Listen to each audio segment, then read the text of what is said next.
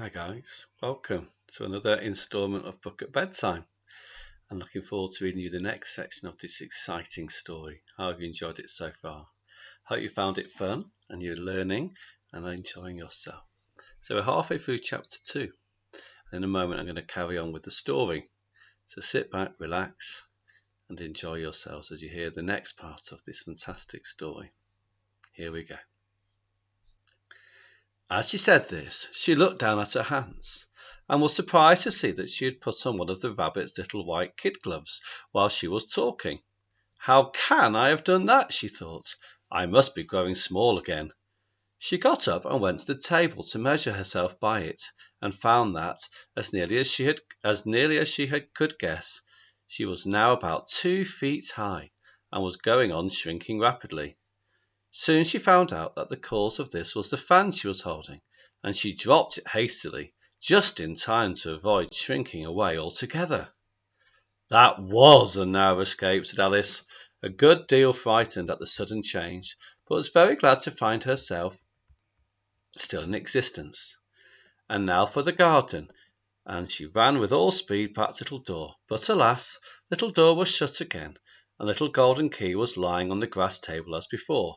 And things are worse than ever, thought the poor child, for I never was so small as this before, never!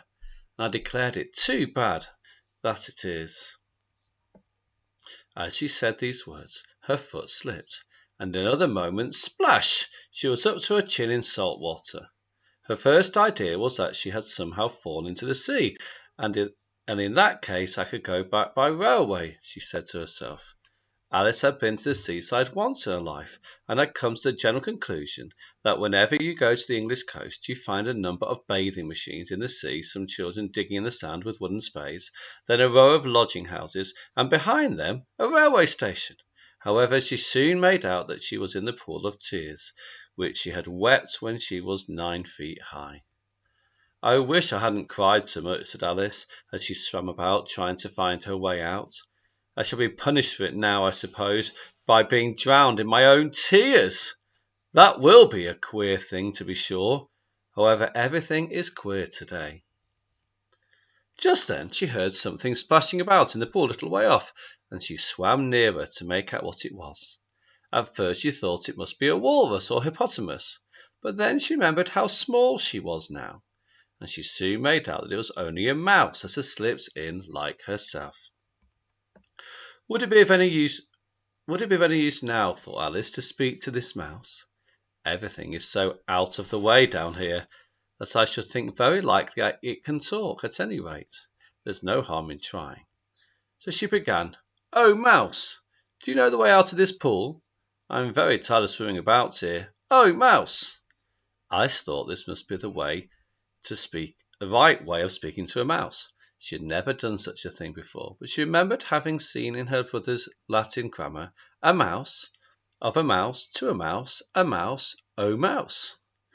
The mouse looked at her rather inquisitively, and seemed to her to wink with one of its little eyes, but it said nothing. Perhaps it doesn't understand English, thought Alice. I dare say it's a French mouse, come over with William the Conqueror. For with all her knowledge of history, Alice had no very clear notion how long ago everything had happened. So she began again, Où est ma chatte? Which was the first sentence in her French lesson book. The mouse gave a sudden leap out of the water, and seemed to quiver all over with fright. Oh, I beg your pardon, cried Alice hastily, afraid that she had hurt the poor animal's feelings. I quite forgot you don't like cats. Not like cats, cried the mouse in a shrill, passionate voice. Would you like cats if you were me? Well, perhaps not, said Alice in a soothing tone. Don't be angry about it. And yet I wish I could show you our cat Dina. I think you'd take a fancy to cats if you could only see her. She is such a dear, quiet thing, Alice went on, half to herself, as she swam lazily about in the pool. And she sits purring so nicely by the fire, licking her paws and washing her face. And she is such a nice, soft thing to nurse, and she's such a capital one for catching mice.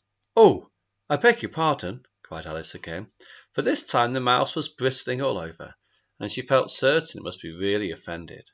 We won't talk about her any more, if you'd rather not. We indeed, cried the mouse, who was trembling down to the end of its tail. As if I would talk of such an object. Our family always hated cats. Nasty, low, vulgar things. Don't let me hear the name again. I won't, said Alice, in a great hurry to change the subject of conversation. Are you fond of dogs? The mouse didn't answer, so Alice went on eagerly. There is such a nice little dog near our house, I should like to show you.